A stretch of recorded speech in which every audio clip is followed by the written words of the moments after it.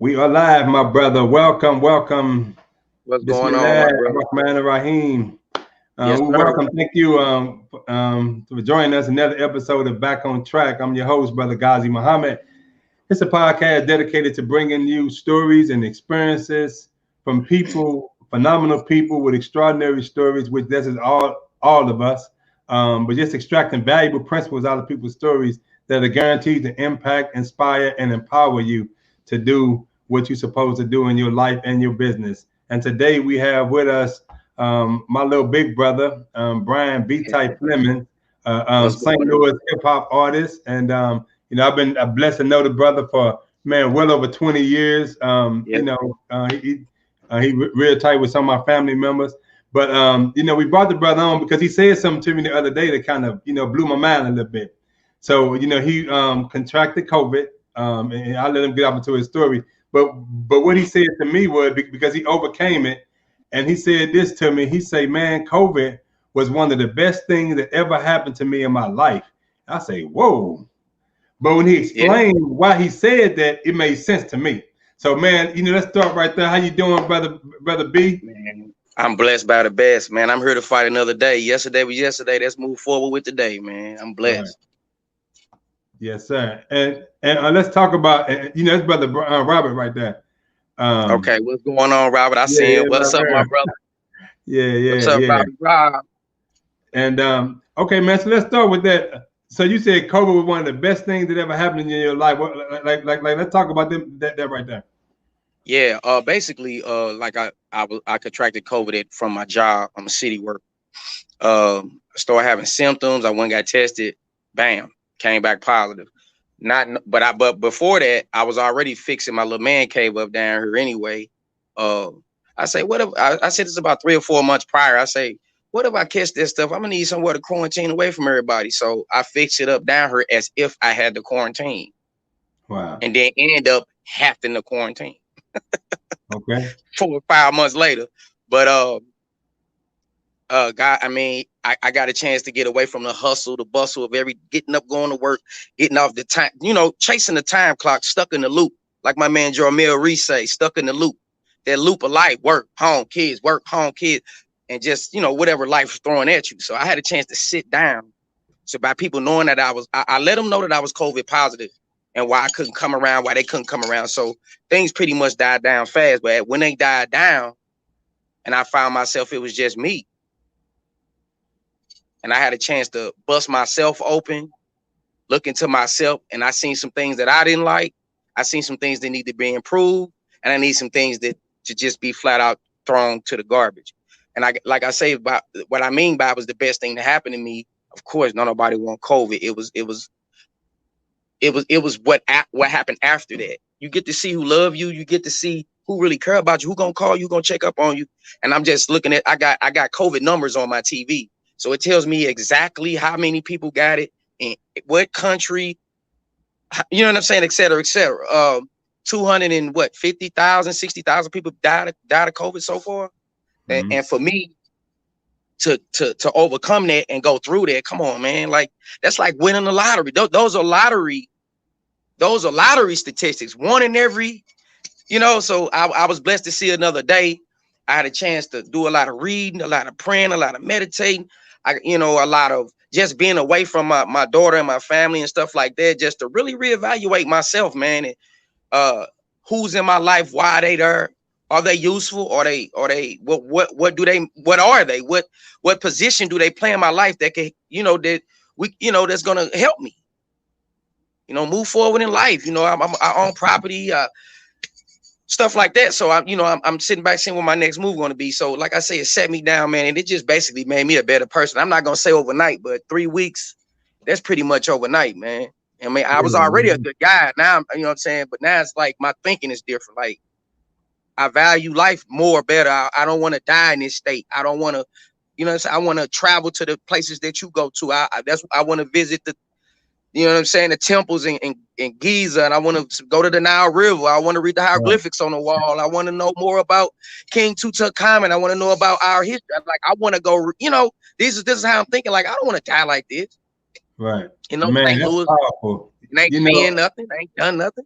Man, and you know, I'm listening. I'm listening to what you're saying, man. So when you told me that COVID was one of the best things that happened to you, it stunned me for a minute. But man, when you broke it down the way you just broke it down, it makes a lot of sense, and it really helped me see probably a spiritual side to why this is Yeah, happening like this, because it's it's forcing everybody awakening, to bro. shelter in place, and it forces us. If you're not thinking about your life, where you at in life, you know, looking at your flaws, your weaknesses. Look at what you said. You looked at your life. You seen things about you that you just didn't like.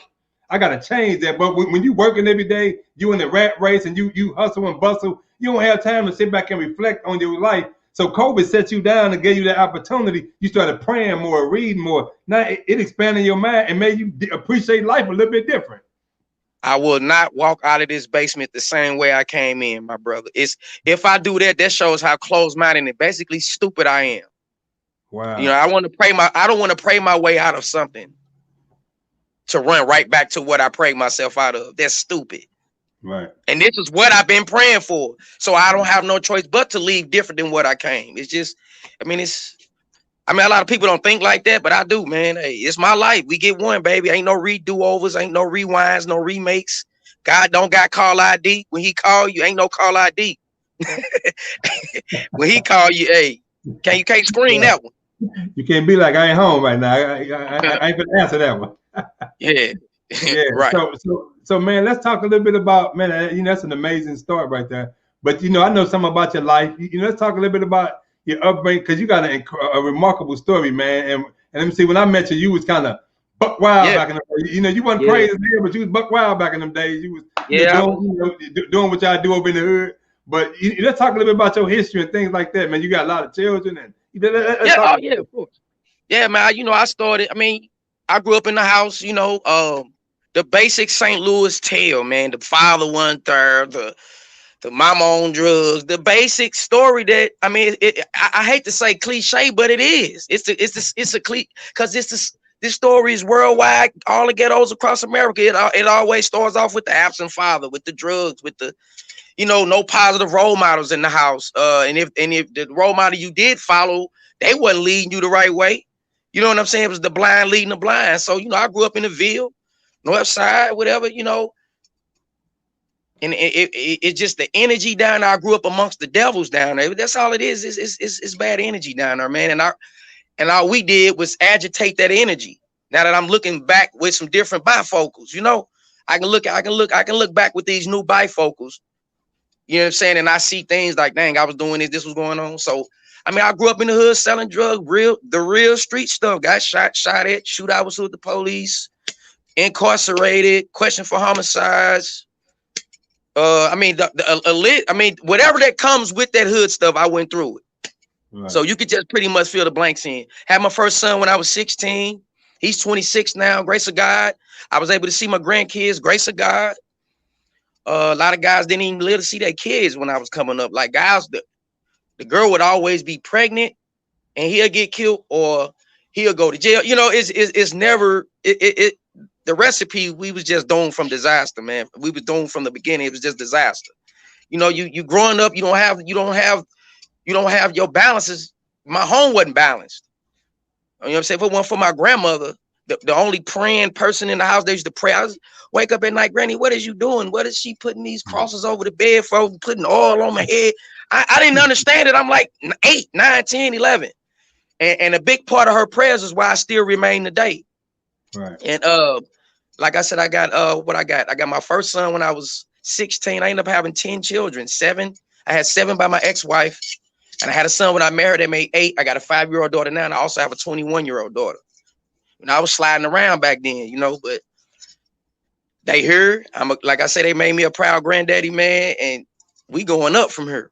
Yeah, real talk. And I'm thinking about what you're saying about your grandmother, and I was thinking about my granny, man. She was like that, and it seemed like maybe that generation probably was the last that do it on a massive level like that, because my grandmother was like that, and I think their children was their first back in the 80s, when crack really hit the community, when that crack epidemic hit, it kind of took, not only prayer about the schools, but even, from them elders to pray, because it was babies having babies, and wasn't them older, that old culture.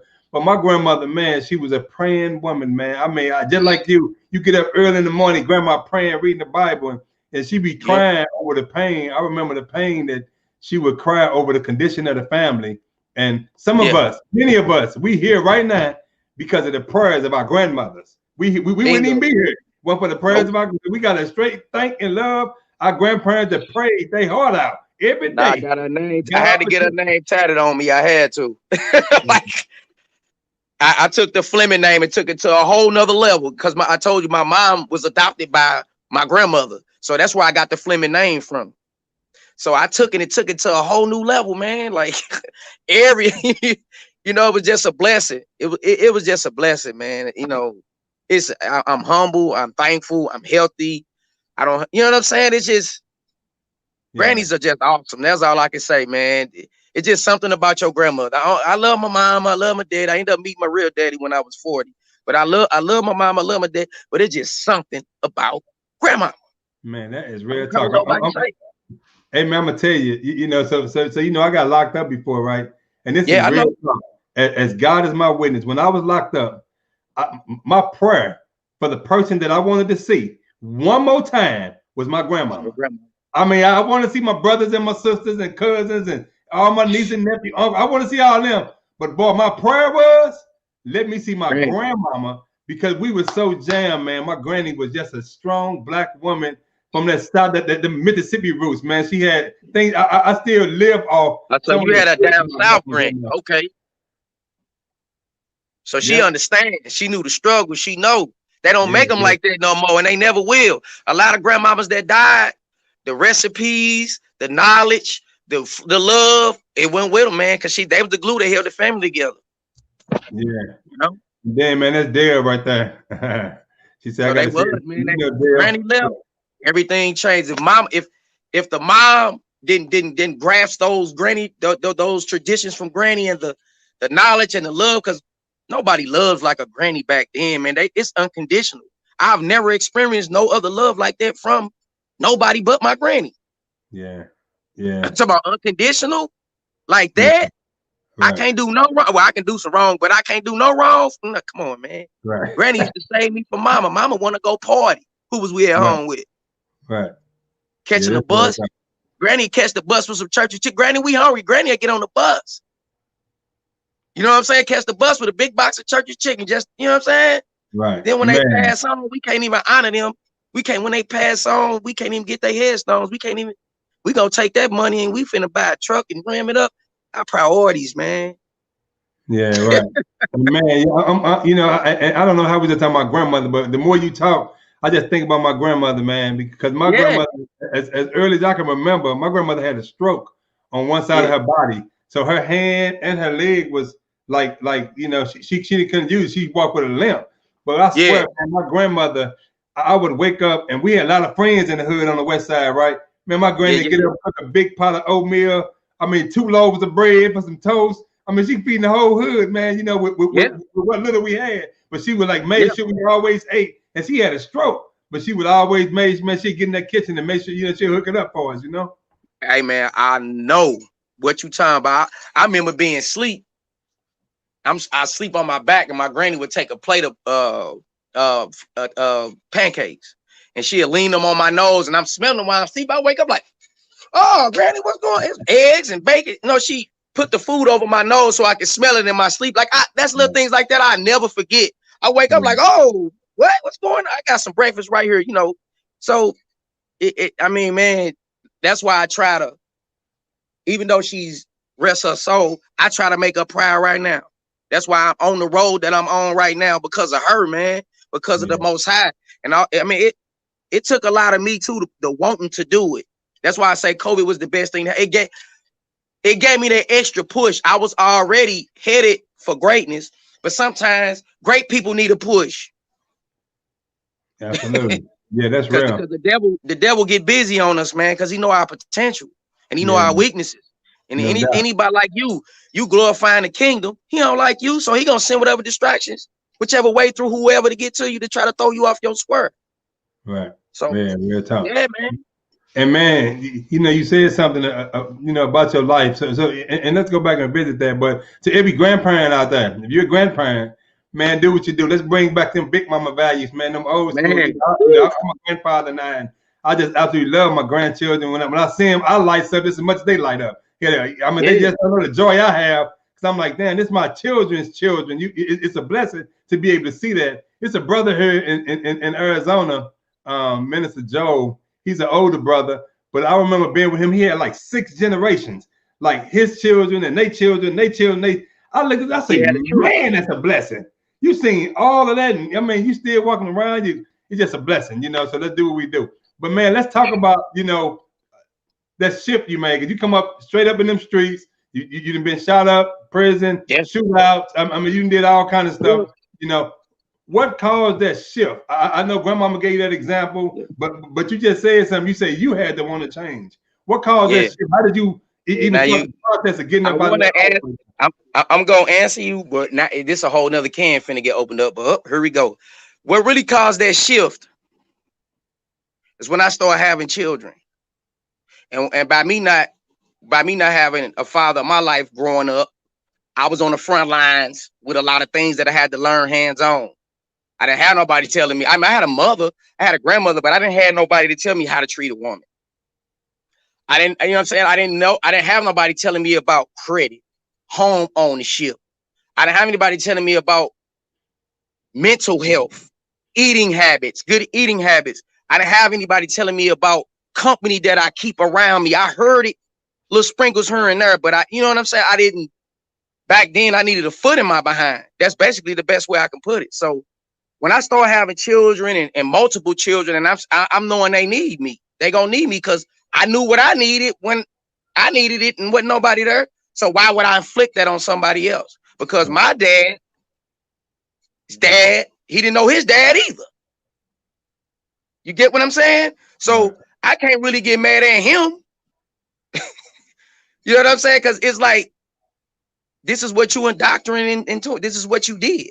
Right. This, you know, you can brainwash people without even brainwashing them. You can brainwash them with your actions. Oh, so he left his son. I ain't gonna be there for mine either. So I just took it to, I'm gonna stand up. I'm gonna take care of my kids. Was I a perfect father? No. Did I do things that I regret as a father, as growing up in society? Yeah, we ain't perfect. But anytime I did anything I wasn't supposed to do, or I went through something, I snatched the lesson out and I applied it to my life. Because if you don't, you went through it for nothing. So anyway, when I started having them kids, I had a situation where I had 7 kids by my ex-wife. And one day she just, December 9, 2009, she just left. I'm going to Miami. I'll be back in a couple weeks. I had on speakerphone. I'm in the car with my partner Polo. He say, she ain't coming back, bro. She go down there. She ain't coming back. He called it down. 2, 3, 4, 5, 6 years. You know what I'm saying? I mean, we good now. She been back since 15. Like, I'm not holding it against her. That's another thing on top of the COVID, on top of everything I've been with. God just was cutting on me, man. And so when she left, did she take the children and you just? She took my youngest and I was just there with 6 of them for about 5 years. So she had left her 5 children with you and forced you to be in a position where you was a single dad then? Yeah. Man, like how was that experience right there? No food stamp card, nothing, man. It was I can't even say interesting because I was pissed off. I mean, I'm married to you, my wife. You like, hey, I'm finna go here. I'm thinking, you know, okay, couple weeks. It was times that I would call her months. She wouldn't return my call. My kids clowning at school, and it was a crazy situation. My daughter's coming on a period. Thank God my mom was alive at the time where I can take them over to her so they can, you know what I'm saying? You know, it was a lot of things that as dad I couldn't do. I can't raise a woman to be a woman. Just like a woman can't, I mean, they've been doing it. Raising men to be, you know, men and women been doing it. I can't say they can't. They can, but they can't in the same breath, because there's no way you're going to have more influence on them than I am if I'm around. Because he's going to mimic dad. I'm going to be shaving. He's going to be shaving like the little stuff you see, the little memes you see on Facebook. So,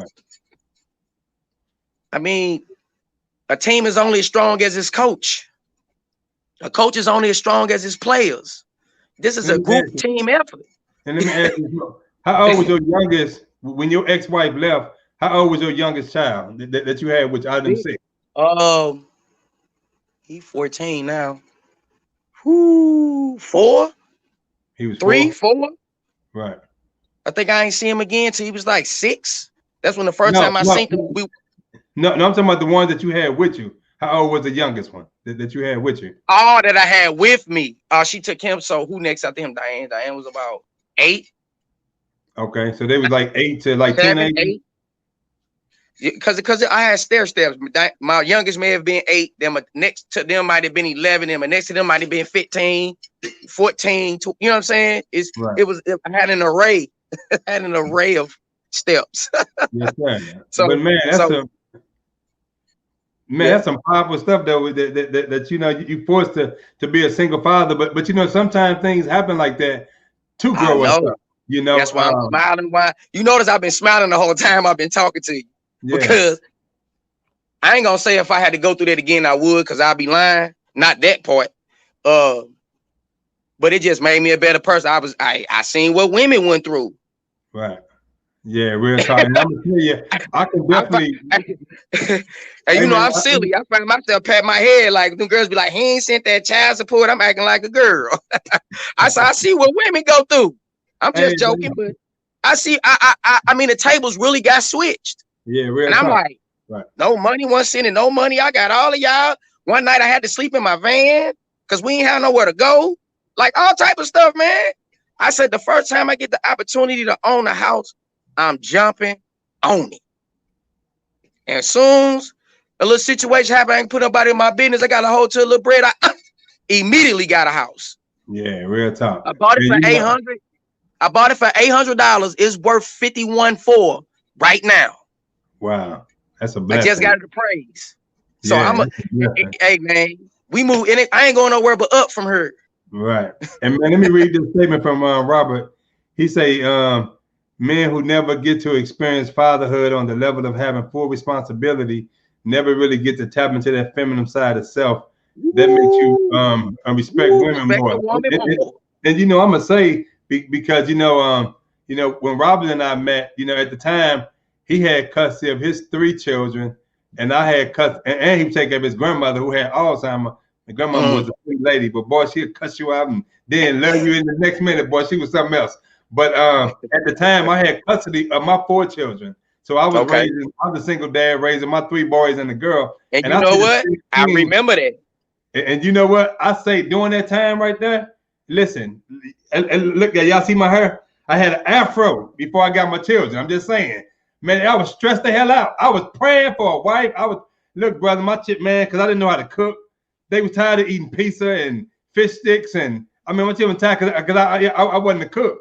But I learned to respect, like you said, women during that time right there, especially single mothers. Man, my respect went through the roof for a single mother. Because I'm like, how y'all do it? Man, I'm trying to tell you, it's refreshing. Actually, that's what it was to me. It was refreshing because they ain't nothing like people always say. World, walk a mile in my shoes. Until you actually walk a mile in their shoes, you ready to take them off. You can have these too big. Yeah, right. Can't fit these. Right. Yeah. So you know, I come from my mother was a single mother too. And you know, it's easy for us to judge. You know, especially women who when a man walk away, when you get women pregnant, you walk away from your responsibility. When you ain't taking care of your baby, you ain't trying to support the woman, nothing like that. It's easy for us to judge the women for not doing this, not doing that. But when you get in them shoes, I was there. Man, I'm talking about, dude. You know how many jobs I got fired from? Listen, man, when Rashid and Rockman them, because when I got him, Rashid was in Pampers. He was like 10 months. So I got a newborn. I got little infant. They all like a year apart, right? So here I am. I'm like, listen, I gotta do PTO. I gotta do daycares. When they get an earache, I gotta take them to the hospital. And I remember going to a job. I just got off. I had to get off last week because one son had an earache and got a high fever. I had to leave work. And then next week it was somebody else. I go to my boss. He talking about, nah, you can't get off. I say, dude, this is my son. He got 103. I wanted to whoop that cat for telling me I couldn't get off. For real. Yeah. Yeah. Because I'm like, man, my car got 103 temperature. You telling me I can't get off? You tripping? So I just bounced. And but I got fired too though. So people are the sacrifices that some women make when they say, "Mom, they got to do it by themselves." It's a hell of a sacrifice. Talk like my son's mother, my oldest son mother. Oh yeah, man, I had to take the hat off to her and give her props. My son had sickle cell real bad, hemoglobin SS, worst type of sickle cell. People, you think he's sleeping and slipped into a coma. He had to have tubes in his brain to release the pressure off his brain. He was in the hospital 4 months. And his mother, man, I got a whole nother level of respect for that lady, just seeing how she go hard for him. I mean, standing up, dozing off, going to sleep while she's standing up. Like, like she had to drop out of school. She lost a couple jobs. She halfway or third of the way done with school and had to leave school, because of his condition. Sickle cell is just, it's like this. It's always something going on. Right. And she put her whole life on pause basically for him, man. And I respect her for that, bro. And you know what I'm saying? And this was before my situation. So I got a chance to see. I had a chance to see it from a lot of different views, from my mama being a single parent to seeing this with my son's mom to this situation with my ex-wife and me. And I seen it from a array of different, different ways. Yeah, different angles. I respect them, man. I respect them. Man, real talk. And so for every child out here, that's why I tell people, we can't really judge our parents. You said your daddy, he didn't know his daddy, so you didn't meet him till you was 40 years old. But he just patterned what he's saying, Now, at some point, it's good that some of us had this mentality. Damn it, I'm breaking that cycle. The buck gonna stop right here. I'm breaking that cycle right because here. I didn't know my father till I was 14. But I'm not gonna be like that with my children. I want to be a part of their life. I want to, I want to be there for them. Yep. So it just like one thing I told you, can't make nobody do nothing. The only two things you're gonna do in this world you gotta do is stay black and die. Everything else is what you do it. Everybody got a head. This is what I told my partner. I was having pasta with a white partner of mine. Cool brother. We trying to elevate and move to the next level. So he invited me out. We eating. I told him, I say, man, you got a headstone, right? He like, yeah. I said, you got your born date. You got your death date. You got all the decorations and the names and all that on. I say, what's the most important part on the headstone? He couldn't tell me. I say, you see that born date? You see that death date? He said, yeah. What's in between the born date and the death date? That little dash. The smallest thing on that tombstone is the biggest meaning. Don't nothing mean nothing on that tombstone but that dash in between that born date and that death date. This is what you did with your life. And it also signifies the shortness of life. So ain't nothing more important on that tombstone but that dash that represent. So what you do with your dad, what I'm gonna do with my dash. I want to leave generational wealth for my kids. I want to become a better man than I am. Then now that I know better, I got to do better. I don't sag. I don't talk no labbity stuff. I'm all about empowering and uplifting and being positive. I done been through that. I got a bullet hole in my arm right now. Somebody tried to hit me years ago. Real talk. Been there, done that. So when I see this, what real OGs do, they stir the young guys from what we already know they're gonna crash out. We already know. So if you call yourself an OG, you from wherever, and you didn't made it out like me, like many others, which is few of us, you pull the youngest to the side and you stir them in a different direction. That's why I'm trying to get in a position to where I can back up my words. Okay, you saying all this, but I need a job. I want to be able to put them to work on one of my construction sites, redoing the house. I want to be able to put them in one of my trucks to go cut grass with my sons. I want to be able to back up my words, because you can talk a good game all you want. It's all about when that rubber hit that road. Right. Absolutely. And man, I just love your energy. And let me see, we got a few people joining in. Brother Marquise Galloway, man, that's my people that have St. Louis. Yes, sir. You give the greetings. Let me see. Sister Lorraine came in. She said, peace to you, brother. Peace, and, my sister and my came brother. In from Virginia. We got people from the Caribbean listening to you. Brother Robert say salute to the black woman. Jenna say that's right. So, man, let's talk about your music, man. I was over the years, I've always listened to some of your lyrics, and they raw. It's that raw stuff. You know what I'm saying? It ain't for the, for the weak of heart. You know what I'm saying? I mean, Yeah. it's pretty raw. So you just talk about like how you get into music, and I had a chance to see a lot of your videos and some of your music and things like that. Man, it started when I went to a Crisscross concert in '92 at Six Flags. Crisscross was there, Jermaine Dupri was there, Dr. Dre, Ed Lover was there, and they tore the stage down, bro. Crisscross came out there and clown. I'm talking about, bro, that dark skinned bald head dude that passed away, he raw. Like, he really, the dude is raw, he dope. I was in the front row or whatever, and that exchanged the energy, because he looked me dead in my face. You know what I'm saying? And we exchanged, it was an exchange of energy right then and there in them 2-3 seconds. I said, this is what I want to do. Just the way the crowd was reacting, and just the beats, the words they were saying, they swag. And I'm like, oh yeah, and and it was therapeutic to me, and it was a way to escape the hood. Once what we was talking about earlier. So that night, I started going home writing, but I wasn't mentally ready to write my own song. So what I would do is I take my tape player. It was a little pink radio. You had to stick the tissue in the top of it. Remember that? Maybe you had to stick the tissue on the top of the tapes. Right. And I'll record. And I'll record at the time. Queen Latifah was on the countdown. Queen Latifah in command. I would record the song on my tape. They had the countdown with cars riding by, the booming system, Queen, all DOC, the formula, all that was on the countdown at the radio at the time. So I record it and I write it word for word. Play, stop. Play, stop. That's how I learned the word for word on the song, because I wrote them. Right. I rewrote what they said. It got to the point where I knew it word for word. And then that's just spilled. That just took. People used to, hey man, rap that up. Queen Latifah, that DLC, give me $5. I'll rap all that Twister, the Adrenaline Rush. People used to pay me to rap that because I knew it word for word. And they're like, hey, so dude came to me like, if you can rap they stuff like that, you can rap like that too. And I'm like, and I started writing, man, and it took off, man. It ain't take off like that, but I did my first record in '98. It was a compilation with some guys, Peanut out of Campbell, California, called Block the Block Riders. That did okay.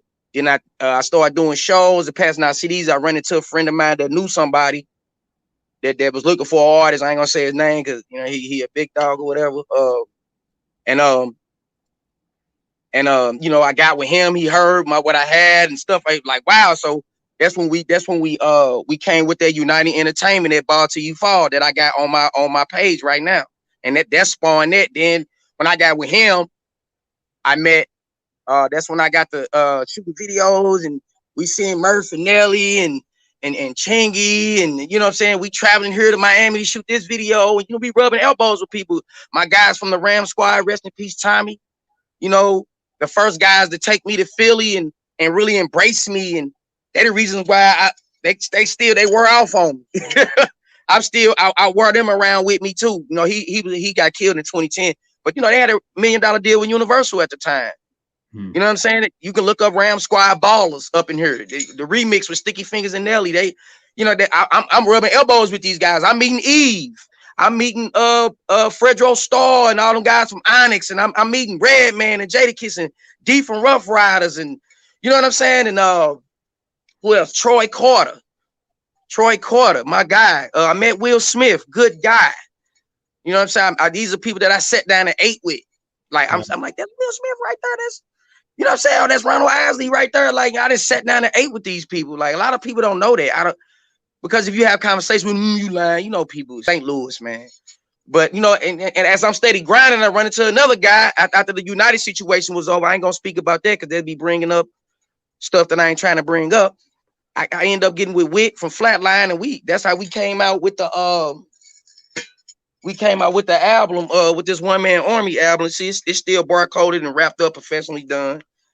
You can go online and get it off Apple Music. Genre is on 30 different functions, or I'll pull up on you.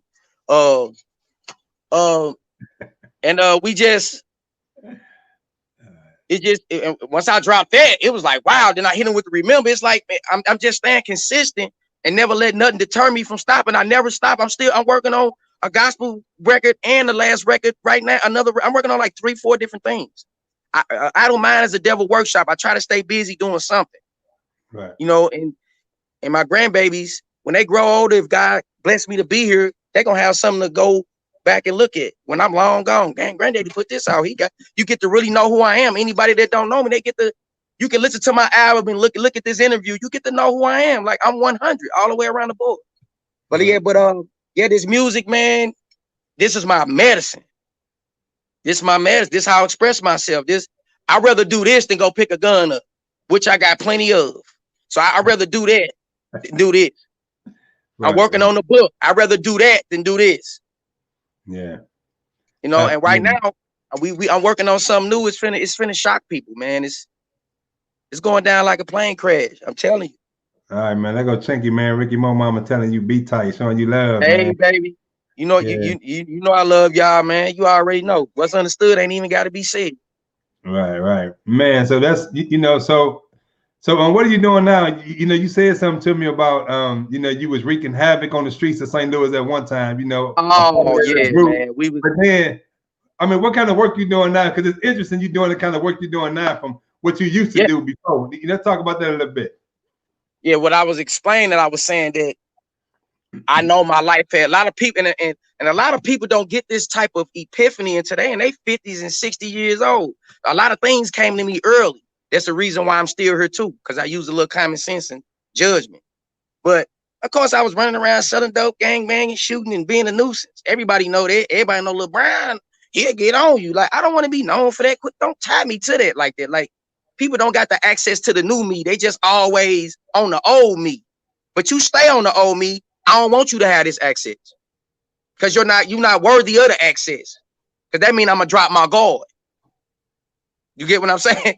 You know what I'm saying? If I give you that access, I'm gonna drop my guard, because I'm gonna invite you into my heart, and I'll do anything for you. But in the process of that, I drop my guard. But that's not gonna happen. The same streets that I did all that. I started working for the city of St. Louis forestry, cleaning, cutting grass. You seen us out there cutting grass, big lots, cleaning up trash, all type of stuff. The same hood that I was running around doing all the crap in. Then I'm with streets department now.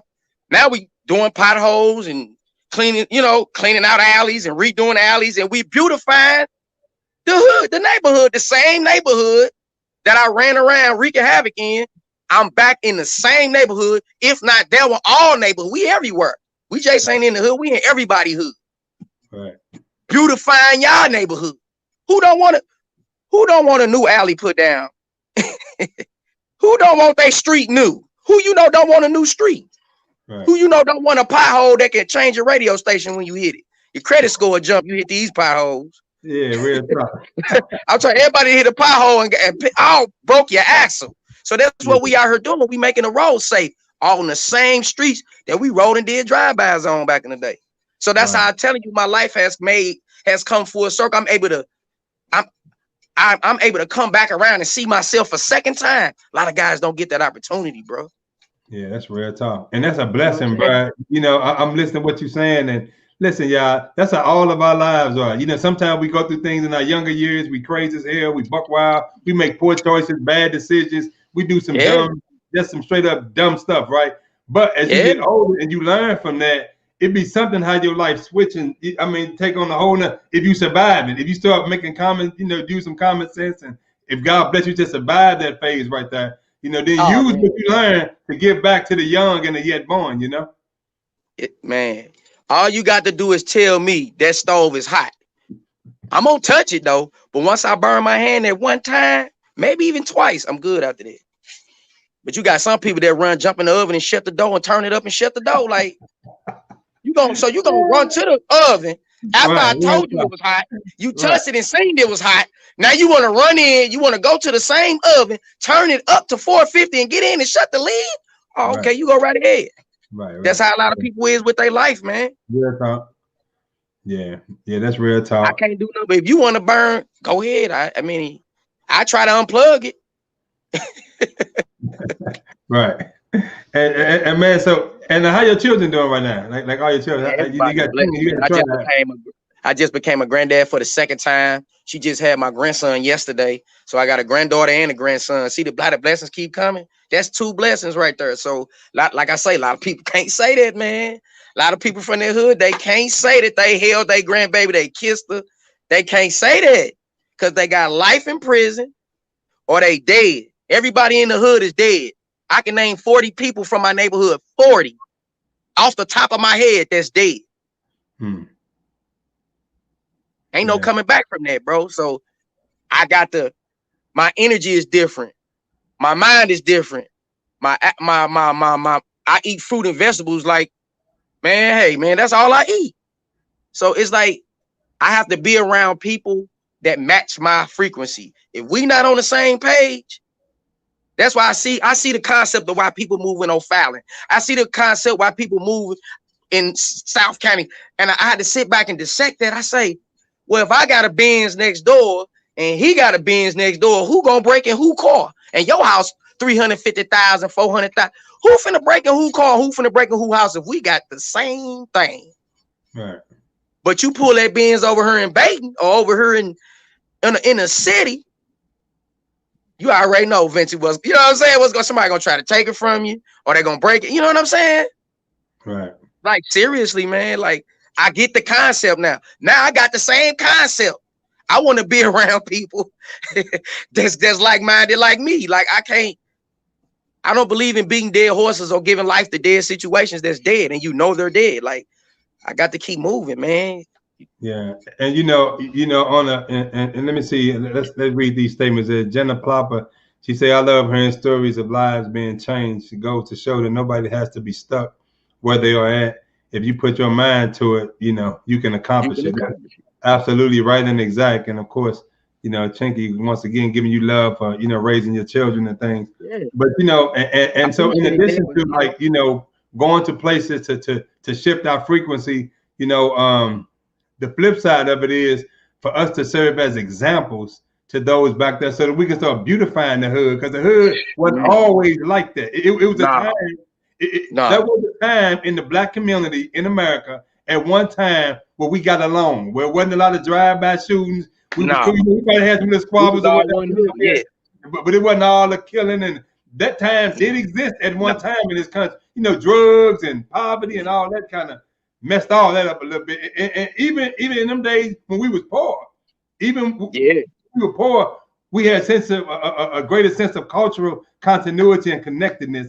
And part of those who come up out of that situation, who God bless us survive it, part of our job and responsibility is to reach back and help pull as many out as we can, not out physically, but out mentally, about that mindset, to help get them about that mindset. Because you already know, because I know how y'all was getting down.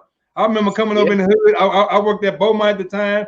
I remember coming over in the hood. Y'all was everybody strapped up. Hell, y'all were like, bandits. And it was. Yeah, I had 2 or 3 of them on me. I had 2 or 3 of them on me. Yeah, I was terrible. Yeah. I remember you got once your mind changes, your life changes. Because all this is a mind. Everything starts from a thought. That's why the eyes are important. The nose, the mouth, anything that can enter your body and affect you is very, very important.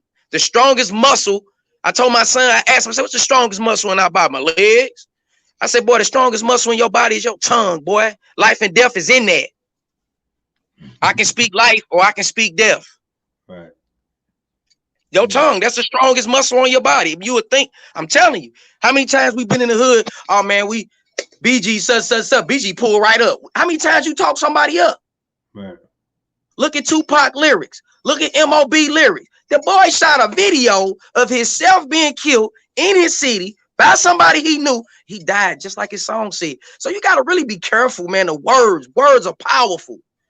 Right. That's why people don't understand when you enter a holy matrimony with man and woman and you go before the Most High and you say, I'm going to honor this woman. I'm going to love this woman. The whole 9. And then you go cheat on her and then you go do something that defiles what you, it ain't even about her. This is about your covenant with God. So when you violate that, oh my God, that's scary. I don't want what them young folks say. I don't want no smoke. I don't want that type of smoke. Right. Not no smoke from the Most High. Right, That man. goes to show you how powerful words are. You made a promise to God that you're gonna do this, and when you every Lifetime movie I ever watched, I'm a Lifetime. She got me on it, man. I'm a Lifetime. Every time I watch a Lifetime movie, that's about the successful man in the office. He started dating and messing around with the beautiful new assistant. He's married. Somebody always die in the movie. I ain't never watched one. So that goes back to what I've said. Words are powerful. You can't be cheating on your wife after you make that covenant with God, man. It's serious, and he's serious about them vows. Yeah. Her husband too. I can't say her too. That's a two-way street. Right. It go both ways. So, man, let me ask you a question. As we wind down, so I remember I was working as a gang task force coordinator like 20 years ago, and I remember coming over there, and you know how all y'all in that hood, it was at that time one of the worst neighborhoods in St. Louis, and there was a lot of violence, a lot of murders, and I mean almost on a regular basis. And I remember coming over there, always trying to share some things and say something positive and things like that. What's in the mindset? What do you do now because you're older now? And I'm quite sure when you was younger, buck wild, you had people trying to say certain things to you, but at some point you didn't listen, but it stuck with you. But you might not act on it at that point. How do you turn around right now and deal with the younger generation, like these young cats? Because now you're in your 40s, you're OG now. Hey. Everybody know the kind of work you done put in the hood. People know what you done been through. But now, what did you get to them young guys now? Who is it a difference between this generation and when you were doing what you were doing? Definitely different. First of all, the laws are different. Now they're giving you 40-50 off the bat, especially if your skin is your sin. You know what I'm saying? So what I try to do is like, see the young, they're different. They quick, they everything. See, we'll do these. We'll throw hands and be friends next day. Now guys not taking no butt whoopings, man. A lot of guys ain't even giving them. They just their solution to every problem is a gun. I don't care what it is. It could be a car accident. They getting out with that gun. That's how they solve everything, man. And I try to explain to them that if you got to have a gun to go to places you going, you don't need to be there. And I got that from Kevin Gates. That made sense. If I know I'm going in the hood, every time I go in the hood, let me grab my gun, let me grab my extra clip. Well, I'm gonna grab a chopper and put that in the car in case I got to. I'm thinking ahead of time in case I get into a shootout, I'm gonna run back to the car. Like this is how I think. You know how tiresome that is, and everywhere you go, I got my gun. Come on, man. Ain't that this not life, man. But what I try to tell him is, man, you guys have to start thinking. Everybody gangsta on them videos. If you look at all these young videos, it's the same thing. Girls twerking, money, and guns. And they talking about this, that, and third. Nothing positive. Ain't nothing uplifting. The music is, it don't have no substance to it. And the words that they talking. Even though I'm rapping about what I've been through, what I did, what I've seen. They rapping about what they gonna do, I just killed your partner, dig them up. What? Like, this is how they talking now in they raps. Mm-hmm. So, and I explained to them, like, y'all don't know the feds watch Facebook. Y'all don't know. Y'all making their job easy. Back in the day, they had to come find us. They had to get witnesses. Right. We had to ride around. We had to gas up and ride around till we found dude. Now I can just go on the phone and know everything about you. That's why and then they're not honoring their mothers and their fathers. So that comes with a curse. Right. I teach them about curses. I teach them about just words, your mind, empower yourself. Watch the circle you keep. But then at the end of the day, when I'm done talking, that's on them to apply that to their life. I can't live their life for them. I got to go right back to what I got to do. Right. Hopefully and pray that you make the right decisions. Mm-hmm. Because a lot of times we didn't shoot, we fought. Well, put the guns up. We'll put them, what's up? Step in the street. The loser got to buy the bird in the weed. Bet. And we talk about this ass whooping I just gave you or you just gave me.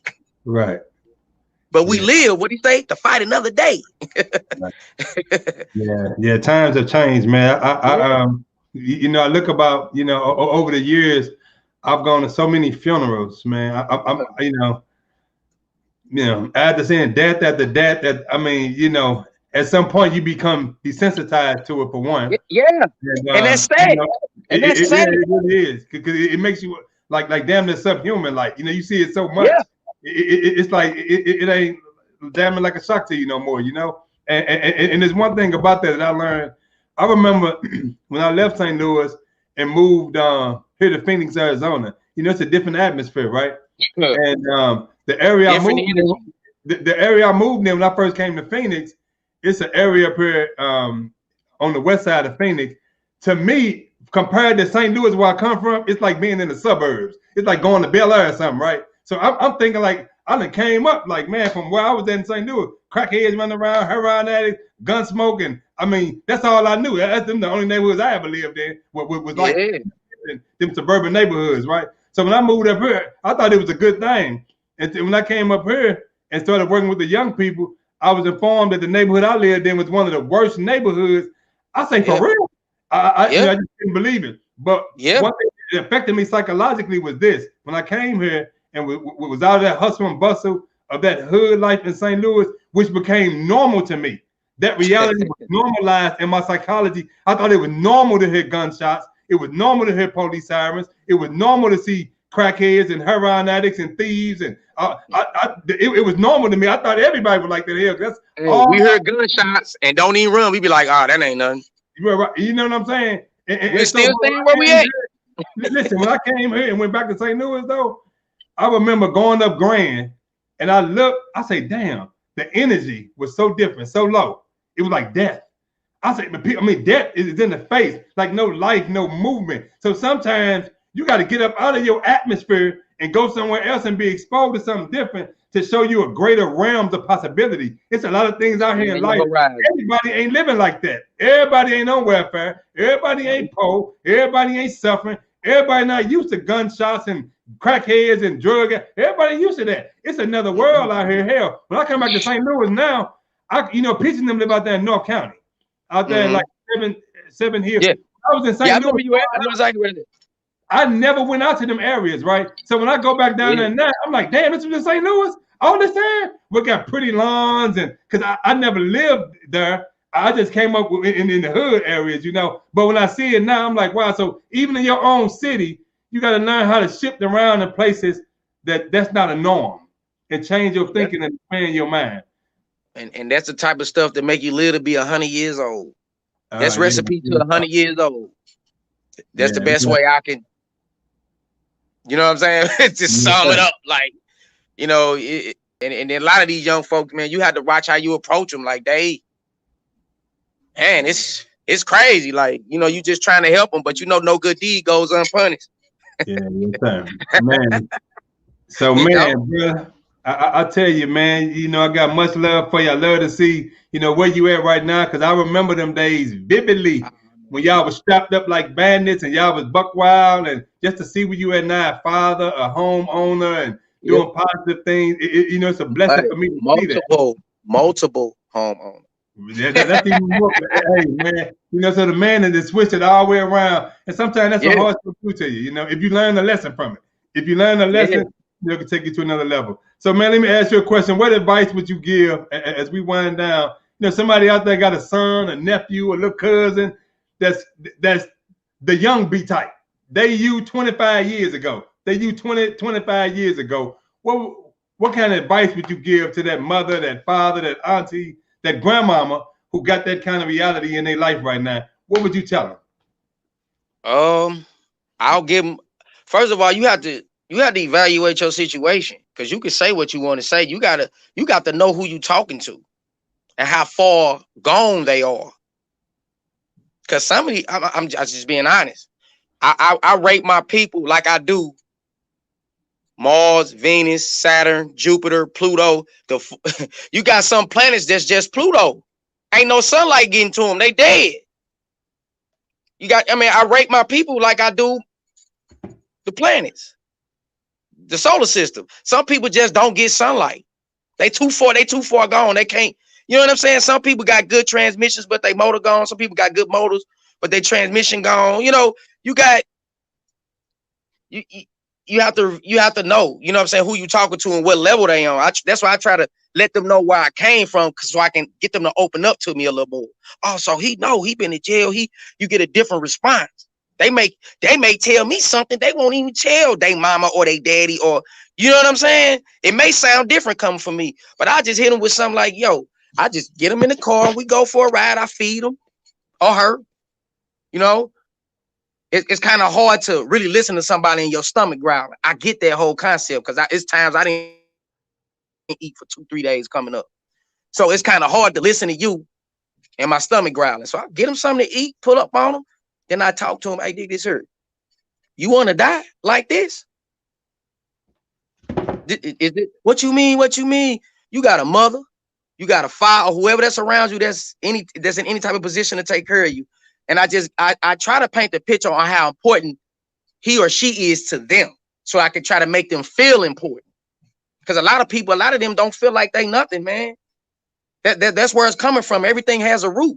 So you got to find out where that root at and attack it and pull it out. And like I say, that goes back to what I said earlier. You got to find something for them to do. I want to be able to talk to them and then have an alternative for them. Well, you want me to do this? All right, well, I need a job right now. They're going to call you out on it. Right on the spot. So you got to be ready to bag up what you're saying.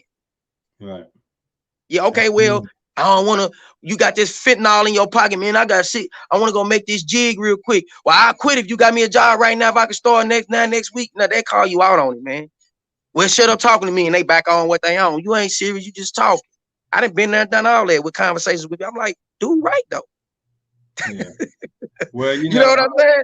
I know exactly what you're saying, man. And you know, I would close with, you know, for one, you know, we definitely appreciate you sharing, man, your story. Very powerful story, man. You know, we wish you the best, you know, you and your beautiful children, man. And you know, I will close with this. When you talking about the planets, so the Honorable Elijah Muhammad teach about the sunlight and the planets. So even Pluto gets sunlight, but the sun hit Pluto, it take a longer time because it's so far away. But every planet it's also known as the frozen planet. Oh yeah, and see what happens. So the ones closer to it may get more heat, but the light hit it because the light causes all the planets to rotate. And it's really something powerful in that, because sometimes what you said got a powerful principle. Some people, some of our young people are so far away. Like my little light may not reach them. It might need a greater light. That's why, you know, that's why God the best know it, right? Because he got the light, right? He is the light. So, you know, sometimes we give up because my light may not be strong enough to reach that planet, to illuminate it and give heat to the planet. But man, I ain't the light. You know, I may have a light, but I ain't the light. You know what I'm saying? Yeah. And sometimes we got to go through a higher light source, you know? Yes, sir. But then let's say, Brother Eddie say, peace, brother God. This is the most necessary conversation for our youth, are living without hope and are either using or selling dope, which leads straight to the cemetery of the pen. Man, I bear witness, Brother Eddie. That's real talk, you know, and you know, we didn't see much of that. And then Brother Robert say, just ask these young folks, when was the last time someone said I love you? Man, that's true too, man. And then not only just say it, but they live it and their actions bear witness, because love is a verb. Love is an action word. It's not a noun, it's a verb, it's an action word. So if you say I love you, your actions better back that up, because actions speak louder than words, you know. So man, brother, we appreciate you, man. You know, much love forever, man. You fam for real, dude. Man, you are what's understood ain't gotta be what, you know what I'm saying? What we know ain't gotta be explained. We know. Yeah, man. But man, brother, we appreciate you, man, and thank you, and thank you all for listening. Thank you. Yes, sir. And so I'll be back in a few hours. I got another powerful interview coming up, you know, with a brother. But man, we appreciate you, brother, and I'll send you a copy of this too. Yes, sir. All right, man. Have a blessed one. You all have a blessed one. Thank y'all for joining Back on Track. Yeah, Grindhouse.